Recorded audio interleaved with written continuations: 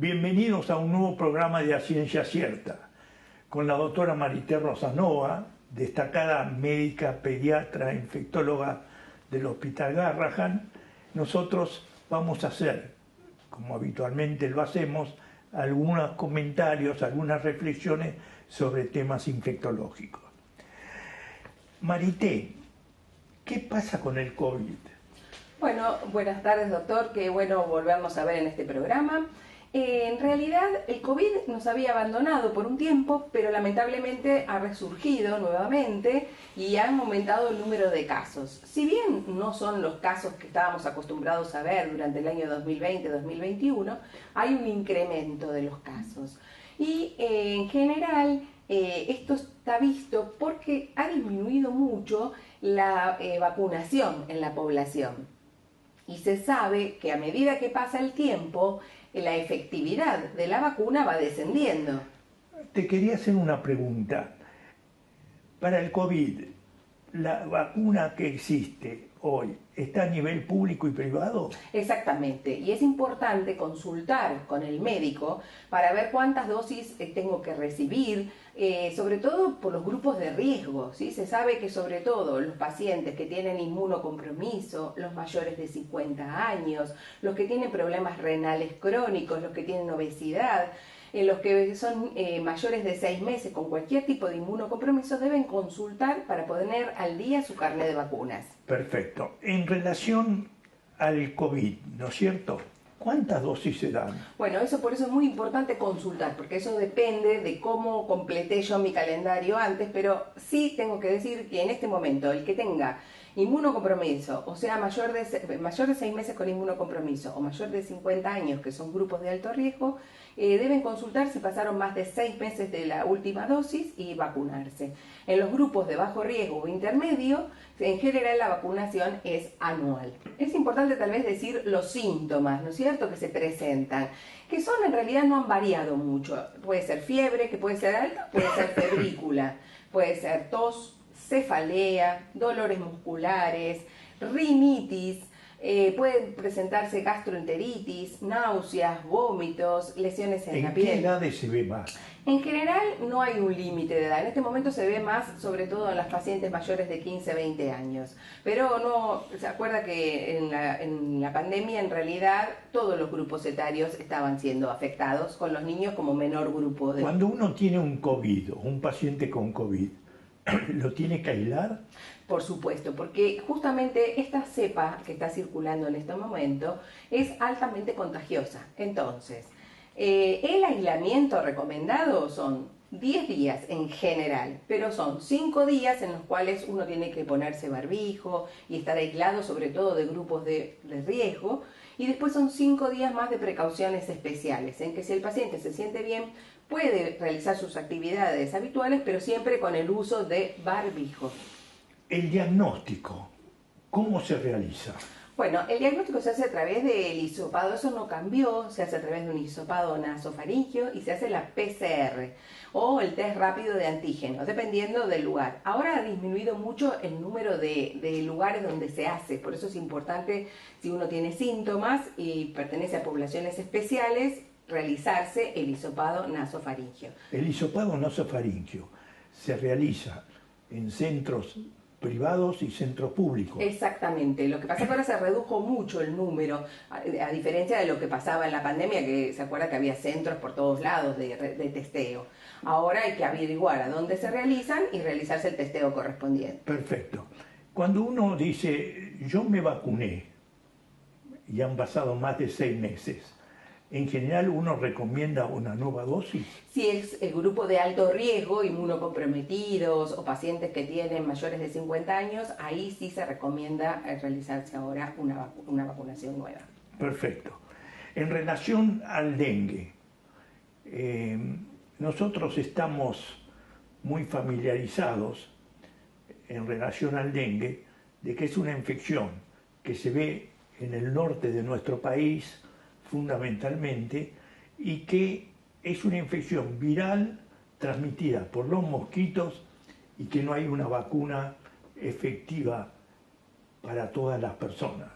En realidad, sí, es verdad. El dengue es, digamos, una infección viral que la transmite un mosquito que se llama la Aedes aegypti, que hay que estar, que es un mosquito domiciliario. Por eso es muy importante tomar todas las medidas necesarias para evitar que esté el mosquito presente en nuestros hogares. Y entonces es importante hacer lo que se llama el descacharreo. Todos los elementos que contengan agua pueden ser albergue de los huevos del mosquito que después eclosionan a las formas adultas. Entonces, evitar que haya lugares donde el agua se estanque. Ventilar bien los ambientes, utilizar repelentes, utilizar mosquiteros. Y por otro lado, si uno va a lugares de alta endemicidad del dengue, como usted bien dice, es en el noreste argentino, sobre todo Misiones, Corrientes, Chaco, ahí hay que utilizar ropa clara y idealmente mangas y pantalones largos, porque de esa forma evitamos no ponerse perfumes que atraen a los mosquitos, porque de esa forma evitamos la picadura del mosquito, porque el mosquito pica a una persona infectada, pica a otra y ahí transmite el dengue. Y es importante lo que usted decía, es que la vacuna en este momento, no es, si bien hay una vacuna que ha demostrado su efectividad, no está a nivel público, sino solamente privado, y se ha empezado a utilizar en la provincia de Misiones, que tuvo un excesivo número de casos, ahí sí, forma obligatoria y gratuita.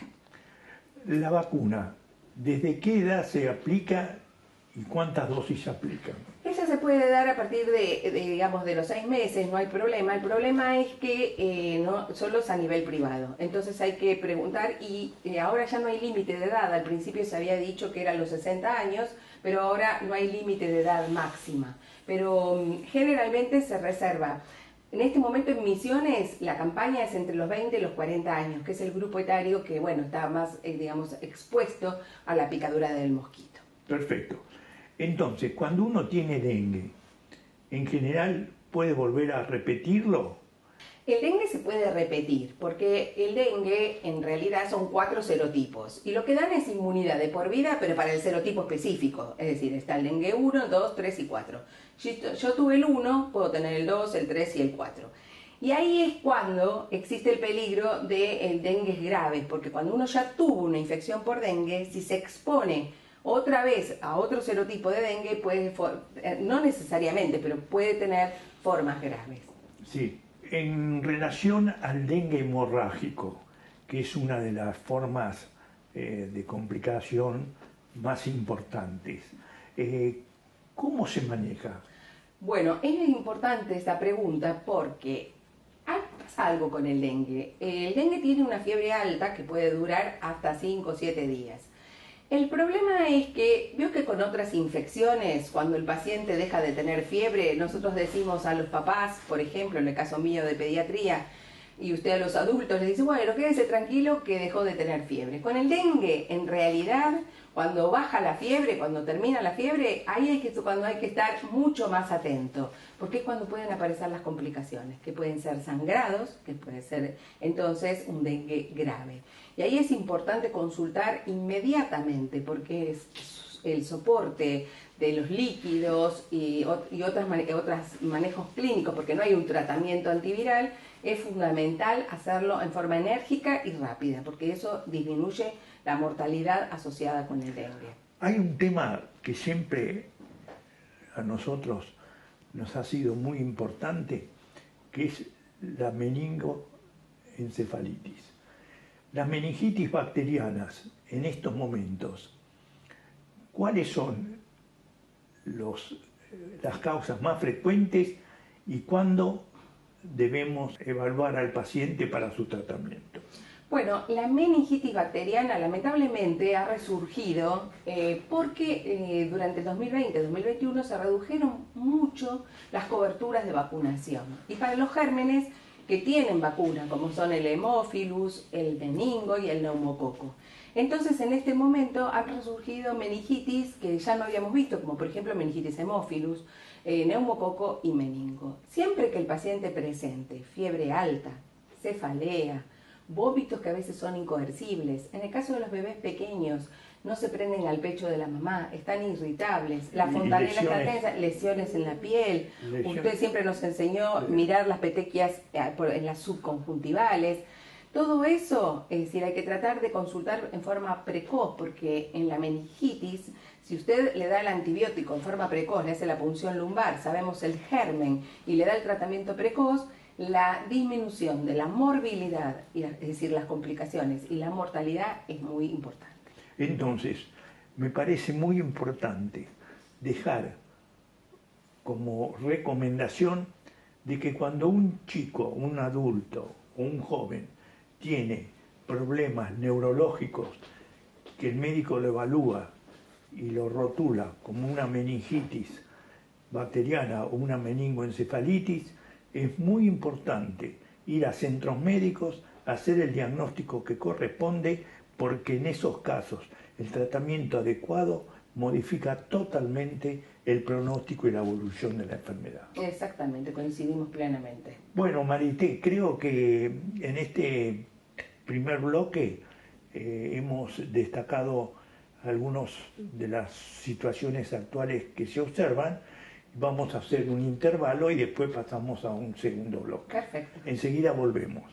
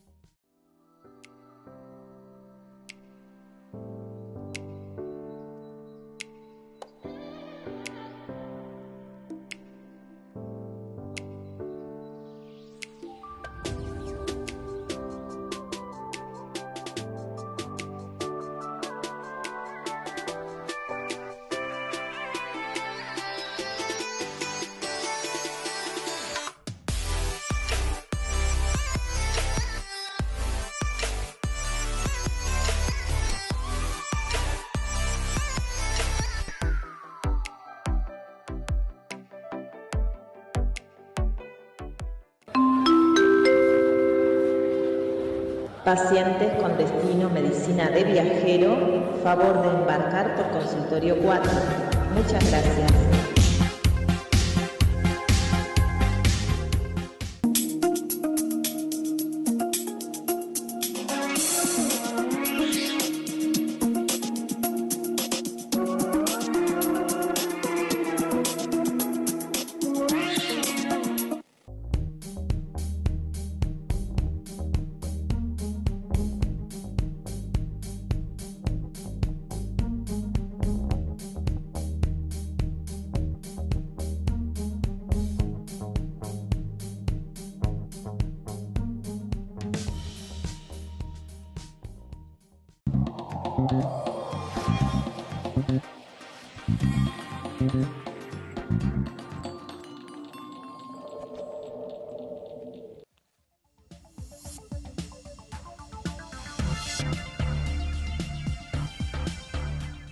Es importante, y en este segundo bloque lo vamos a analizar y evaluar, es importante cuando los pacientes tienen problemas neurológicos de meningitis o meningoencefalitis, hacer un diagnóstico precoz, un diagnóstico adecuado en centros médicos que estén capacitados para hacer etiológicamente el diagnóstico de las causas y manejarlos adecuadamente. ¿Qué nos podés decir en relación a la encefalitis equina del oeste? Bueno, esto es una enfermedad, una zoonosis, es decir, que es una infección transmitida por los animales que puede producir cuadros neurológicos. Y en este momento, aquellos pacientes en los cuales haya encefalitis equina, es decir, los caballos afectados y un paciente presente cuadro neurológico, fiebre, dolores musculares, etc., inmediatamente también consultar y tener en cuenta ese diagnóstico diferencial, porque de lo contrario, si no hacemos los diagnósticos correspondientes, que es realizar PCR o serología, dependiendo de la evolución del paciente, del tiempo de evolución, entonces no vamos a saber ese diagnóstico, no lo vamos a tener. Es importante vacunar a los caballos, porque en un momento dado en Argentina no era obligatorio la vacuna para la encefalitis equina, en este momento lo es. Y bueno, estar atento a las infecciones en caballos y tener en cuenta que si bien el caballo se lo puede transmitir, en realidad lo transmite un mosquito que se llama Aedes albophaciatus, que no es el Aedes aegypti, no es el que transmite el dengue, es otro. Entonces, este mosquito lo que puede hacer es transmitir a través de la picadura a aves infectadas, al mosquito lo infecta y después al caballo lo infecta, después ese mismo mosquito pica al caballo y puede picar a una persona y transmitirlo. No hay transmisión persona a persona, eso es importante, y no hay tratamiento, es tratamiento sintomático. Sí, entonces es muy importante tener presente en esta época del año todos los problemas neurológicos, sobre todo la meningitis, encefalitis. Y en relación a este tipo de problemas tenemos que ir a centros médicos que estén capacitados como para hacer un diagnóstico etiológico, porque hay muchas de estas enfermedades que pueden ser modificadas con tratamientos adecuados. Exactamente, pero tenerlo en cuenta entonces que en cuadros neurológicos, que vienen pacientes que vengan de lugares, provincia de Buenos Aires, Santa Fe, Entre Ríos, donde haya encefalitis equina y tengan manifestaciones neurológicas, incluir la PCR para encefalitis equina. La PCR para encefalitis equina ¿se realiza en todos los centros? No, creo que está en el Instituto Malbrán o Maiztegui, no recuerdo específicamente bien, pero seguro. Sí, me parece que es en el Maiztegui que se hace. Sí. Quiere decir que cuando hay una meningoencefalitis en áreas rurales, tener presente que para este diagnóstico tenemos que consultar, evaluarlos adecuadamente para poder hacer un diagnóstico etiológico y manejarlos muchas veces empíricamente, pero adecuadamente. Exactamente. ¿Para las personas hay vacunas? No, es solo para el caballo. No. No hay vacunas. No. Perfecto. En el verano es muy común la diarrea. Sí. Cuando un paciente tiene diarrea, nosotros tenemos presente que en los chicos, sobre todo de 3 años, un poco mayores, que tienen diarrea, siempre nos importa conocer si la diarrea es con sangre o sin sangre. Y otro elemento fundamental es si tienen trastornos en la micción, es decir, si orinan o no orinan. Quiere decir, cuando hay un problema de diarrea y diarrea con sangre, tener presente que hay un síndrome que es el urémico hemolítico, que tenemos que tenerlo presente, porque si bien no hay un tratamiento específico, hay un tratamiento adecuado si se maneja la insuficiencia renal o las alteraciones renales adecuadamente. Exactamente, se llama síndrome urémico hemolítico porque el síndrome es un conjunto de signos y síntomas. Síndrome urémico porque aumenta la urea, es decir, como usted dijo, un problema renal. Y hemolítico porque se destruyen los glóbulos rojos. Esto está producido por toxinas de bacterias enteropatógenas como Escherichia coli, puede ser Shigella, pueden ser otros gérmenes. Entonces es como usted dice, hay que controlar exactamente si ese paciente está orinando bien o no, porque eso es un llamado de atención. Si deja de orinar o orina menos, enseguida consultar, porque un adecuado manejo de los líquidos o incluso llegar a veces a diálisis peritoneal pueden salvar la vida de los niños. Sí, yo recuerdo haber tenido varios pacientes con síndrome urémico hemolítico y me acuerdo que uno de estos pacientes lo tuvimos en anuria casi como 20 días, pero cuando uno lo maneja adecuadamente, puede el paciente volver a orinar y controlar el problema.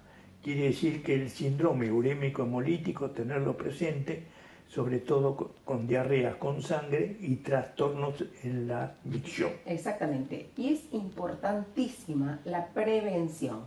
Yo ayer fui a un supermercado y tenía las heladeras abiertas en la zona de los lácteos. Y eso es inadmisible porque con épocas de calor hay que mantener la cadena de frío.